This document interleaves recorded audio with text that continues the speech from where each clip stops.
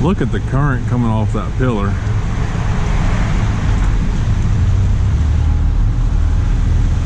Man, it looks like the Mississippi River up here.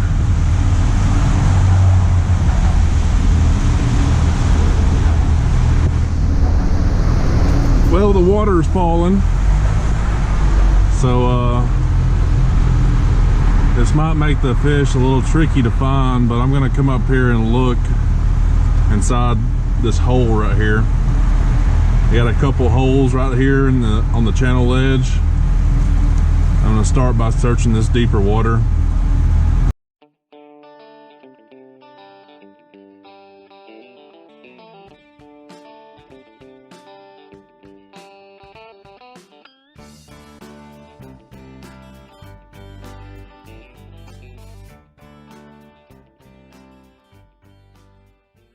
Well, I didn't see anything in my deeper holes, but I'm looking on this shallow flat next to them, and there's a lot of standing structure.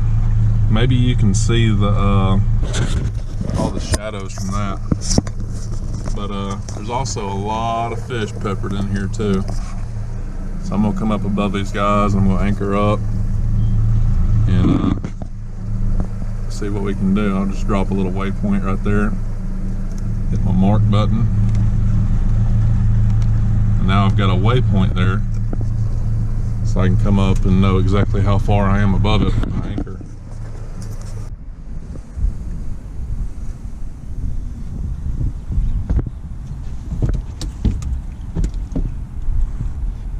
Whoa.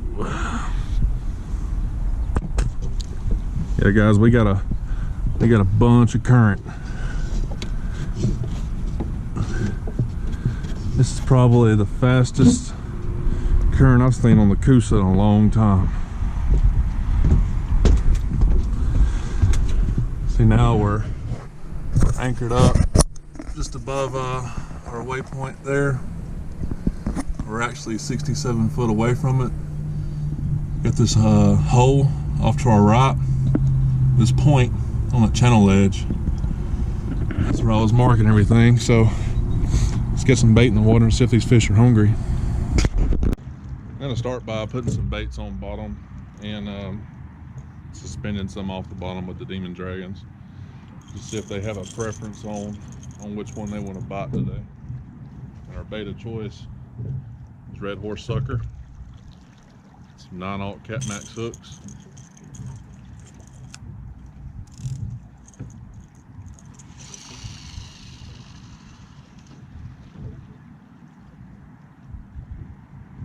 Here he is, guys.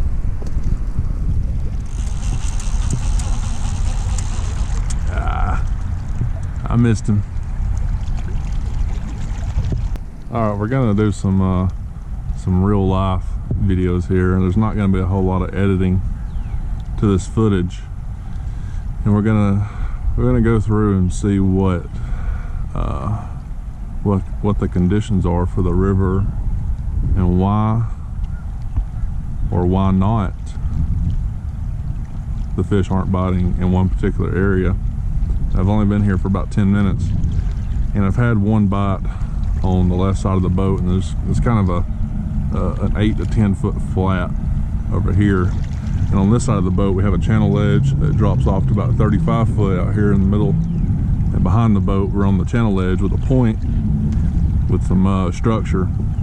Now, so far the 3 rods on the right haven't had any bites, but this one just had its first bite closer to this flat, so that may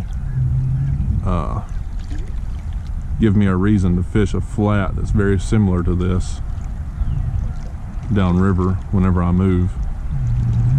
Now, I contemplated moving pretty quick, and I wasn't really thinking about it, but right here the river's kind of a pinch point.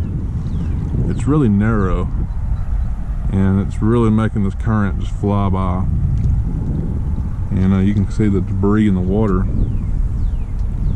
I mean, it is just crazy fast for the Coosa. This is the kind of current you would expect to find on the Mississippi River or the Missouri River, but not here. But yeah, we have a pinch point right here, and I'm actually on the inside of a bend, so the current's slow over here, compared to what it is over there. So I'm gonna go down river and possibly look at a flat that's similar to the one that's on my left. And the river's a lot wider there, so the current should be probably half the speed of what it is here. So let's go ahead and go up there.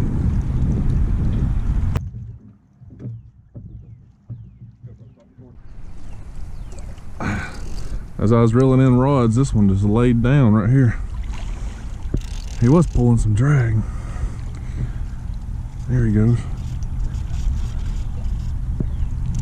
And this strong current, I can't tell how big a fish really is. Yeah, he's just pulling that drag. He's heavy though. I hadn't fished current like this in a long time. And he is still just pulling drag. Oh man. He's got swimming my other line out there. He's heavy. Probably a 5-pound blue. But yeah, this definitely makes me think of going to a flat downriver where the current's a little less strong. Because this was the rod that just got the bite.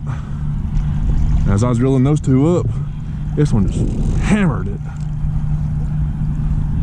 And he is heavy. He is still just pulling drag.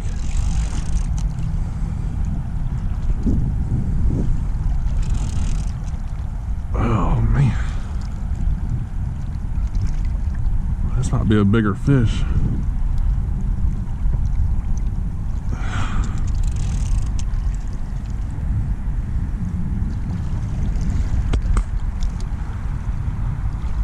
My Lord.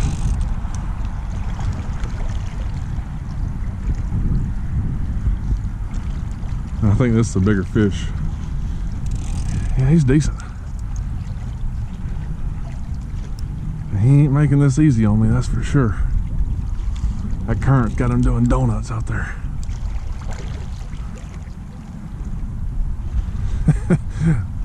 Man, I can't even hardly bring him to the boat.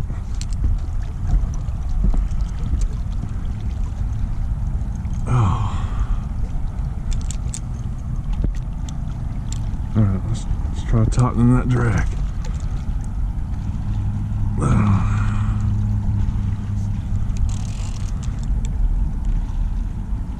Blues and current, they'll turn your tail sideways and they'll basically use it as a parachute. It makes them a lot tougher reeling in heavy current.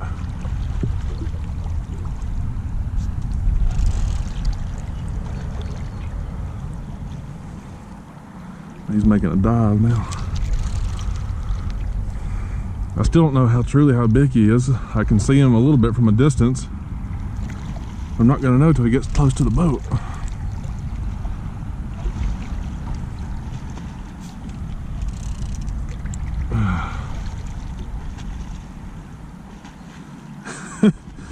You see him just doing circles out there. That's what they do.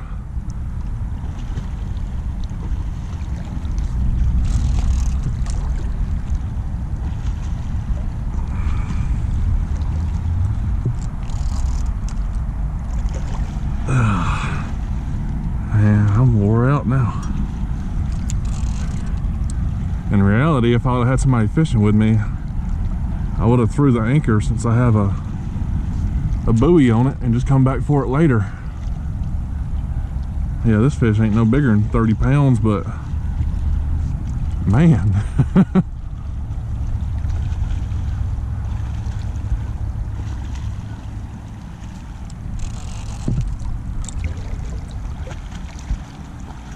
This current ain't no joke though.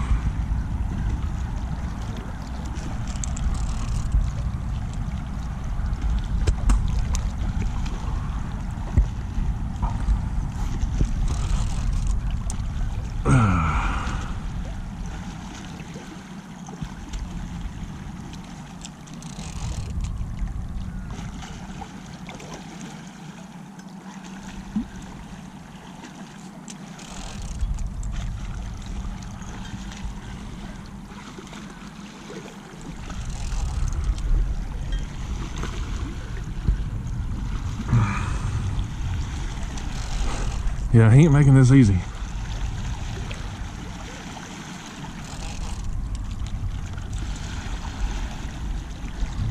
Let's get over that rod.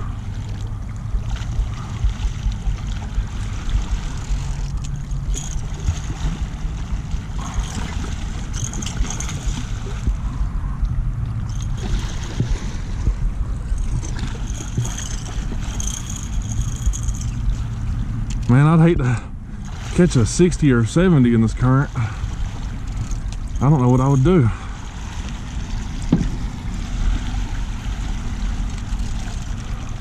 This is the hardest part when you're by yourself netting fish in current like this. This is where a lot of people lose their fish. And I'm going to show you the easiest way to do it.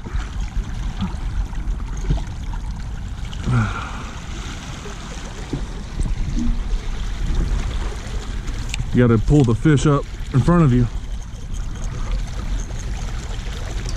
All right, come here. You got to get the fish in front of you and let them fall back into the net. But it still ain't easy. Man. And I'm whooped.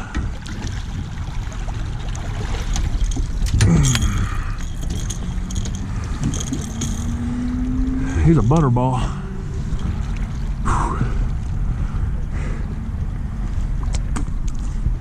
And my forearms are on fire right now.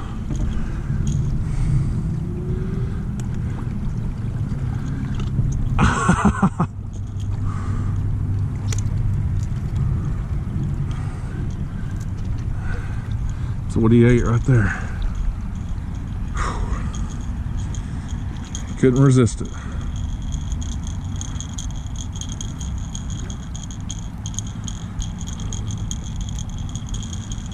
That was one of the rigs we had on the Demon Dragon. Backwoods catfishing. Oh man, I'm whooped though. Yeah, I'm definitely gonna have to find some slower current if I want to be able to fish for a while, because I don't know how many more of them guys I can take.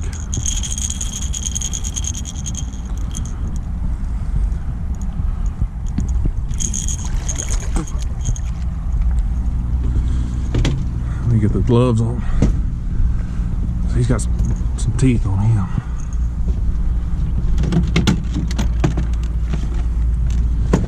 These aren't the best gloves in the world, but it's much better than bare hands right now.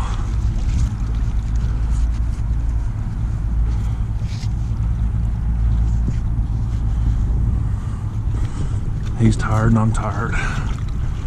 That's a good solid 35 pounder. Here he is. I'm gonna let him go. He's tired. Let's let him go over here.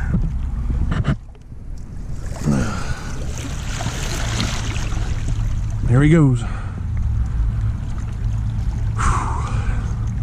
Yeah, let's find us some water with some less current. How about that? How about that? All right, we're kind of set up on something similar here. This is a 6 to 9 foot flat close to a channel ledge. And you can see I'm marking some fish off in here, structure. So we're definitely going to set up on this and see if this see if that last spot was just a fluke. So give me just a minute to get set up on this. The current over here is at least a third of what it was. They're upriver. You can see the river's a lot wider up here, and this is kind of the slower side back here. So let's try this again.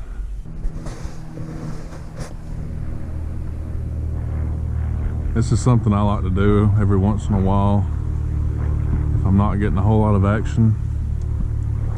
Just take your reel and reel it 5 or 6 times, and a lot of times just bait moving across the bottom's enough to get a fish's attention. That one's hung up, I do believe. No, they come out. But getting their attention can sometimes mean all the difference in them biting and not biting. Alright, I didn't get any bites at the last spot. And it was very similar to the first spot that I stopped at, but there was a couple key differences I think could be the difference. And in that spot I didn't have as much structure as I did on the last spot. There was less current, and I was more along the edge of the channel ledge. So what I'm going to do, I found some water. It's not quite as strong as it was when I first started, but it is stronger than the last spot. And there's a ton of structure along this channel edge. You can see all that structure down in there, and I'm just following this this ledge drop off right here. And even if I don't mark fish when I'm looking at the structure, I'll still give it a shot, because a lot of times those fish are just buried up in there and you're not going to be able to see them. It doesn't matter what kind of unit you've got. If fish are hiding inside big log jams, you're not going to see them. So I'm going to find me a decent looking log jam to set up on, and we'll get started. Alright, so maybe the current is just as fast, maybe a little faster than the first spot. So if I get a big fish here, it's going to wear me out for sure. But you got to fish where they're at, so let's see what happens. Alright, I think I'm in my last spot for the day, trying to figure out the right conditions here. And we're basically in a small feeder creek. Just out here is the main channel, and we've got this backwash of current that's coming into this creek, and it's shallow too. It's like 6 to 8 foot deep. But there's one situation that I haven't tried since we caught that first fish earlier, and that was there was a small slough just above that, and I'm sure there was a bunch of bait in there, and he was probably in there eating or making his way into there to go eat, and just smelt some bait and come up to investigate. So I'm sitting in one of these areas that are very similar to that, so we'll see if that was the ticket. Getting some kind of action over here. He may go on down with it.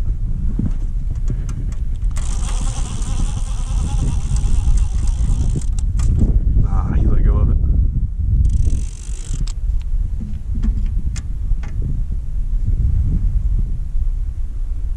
Almost a sign now. It's been the first decent bite since I had earlier. See what happens. Yeah.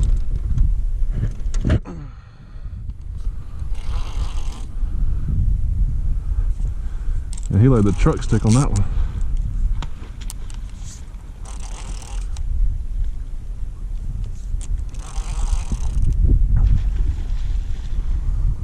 I don't have all that heavy current now. Make my job a whole lot easier.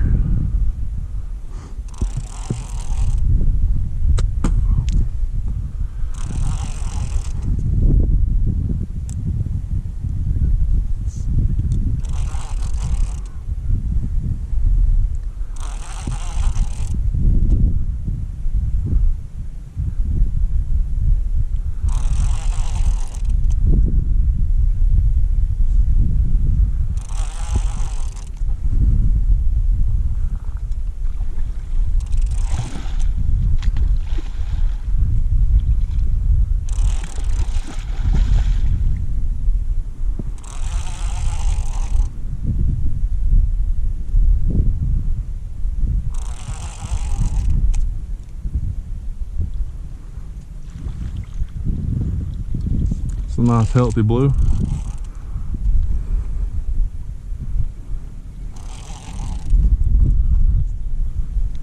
Let me get him in the boat. Let me get my other camera set up. I haven't even done that yet. I'll get a better shot of him. Second fish. Maybe I finally got him patterned out now. This one's probably close to 30 pounds. Not quite as big, but he's a good one. Let's let this guy go.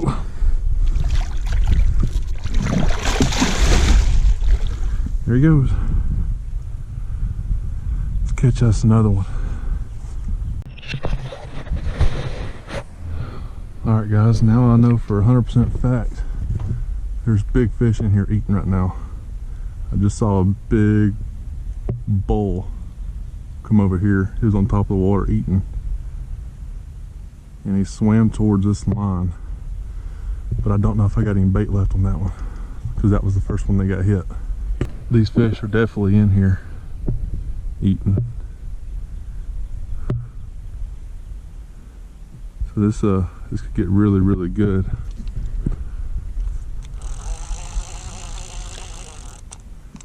Get this one baited back up and put it back out.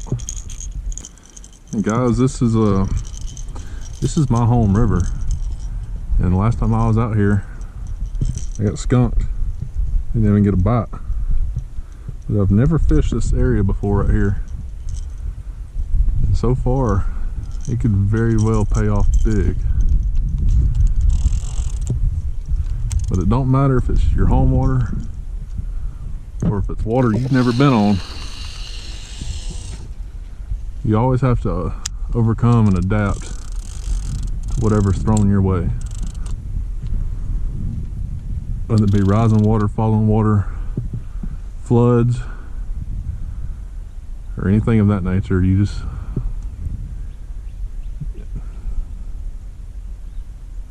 overcome and adapt. And sometimes it can pay off big, but you'll never know until you try.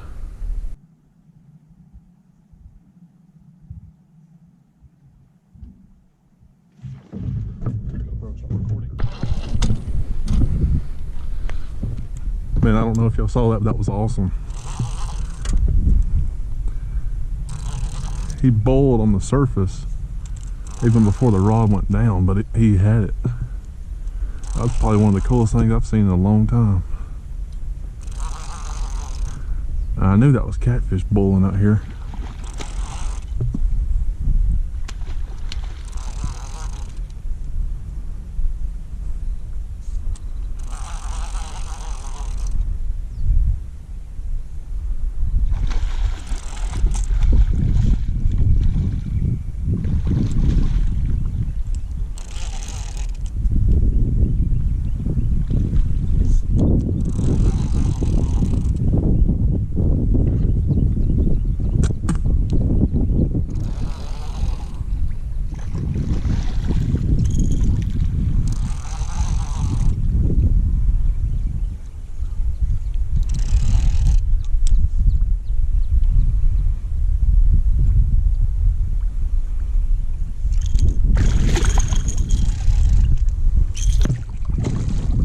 This is another really good blue.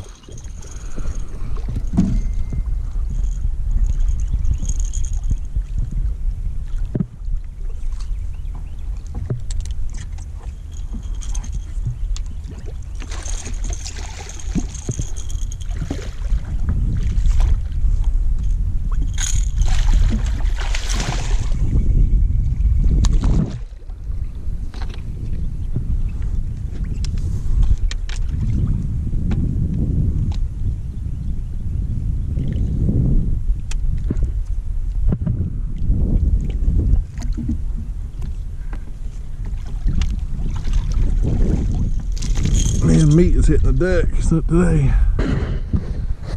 Oh.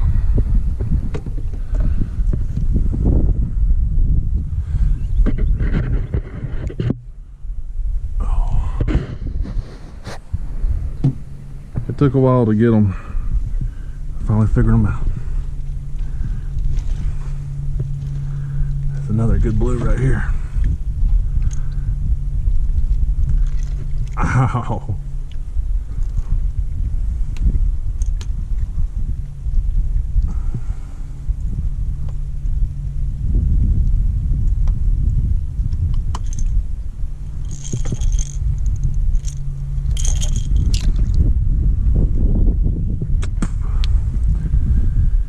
And like I was saying, I'm actually in 7 foot of water, and I cannot get them to bite a bait on the bottom. Every one of them is at least 2 foot off the bottom.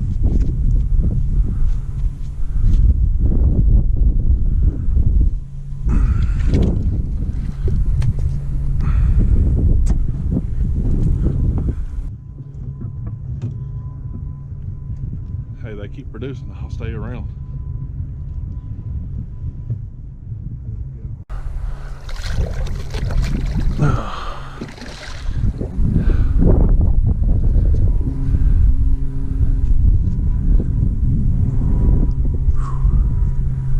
Notice most of, or all of my bites have come off of this side of the boat over here in this general area.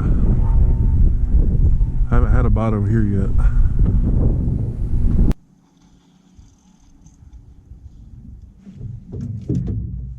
There he goes again.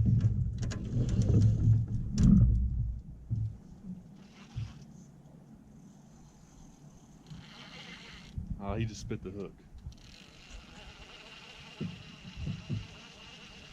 No, he just broke my line.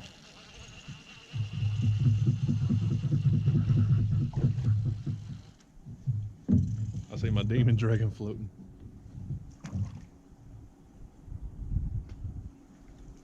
Crap.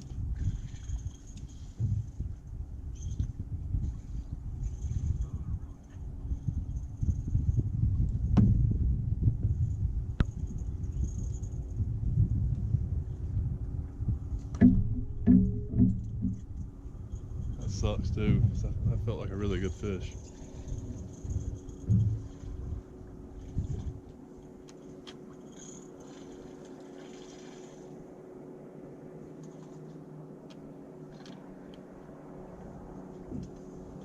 Well, nothing to it but to get back to it. Guys, I'm gonna call it a day today. We had some tough fishing to start with, but you know, catfishing is just like any other species of fishing. You got to find them. You got to find where they're eating, where the active fish are, and unfortunately, we didn't do that until the end of the day. But it is a good thing that we did find them. I think we got some really good information here. And a good day of fishing and a bad day of fishing, you can learn from both of those, and you really have to put those in the memory bank for another similar day like today. But yeah, we had a good trip, and we caught some good fish today. Wish I would have caught that one that broke me off, but that's fishing. You know, sometimes the fish win. So I'm gonna get out of here, go home, eat me some supper, put together a couple of videos, and we'll see you next time.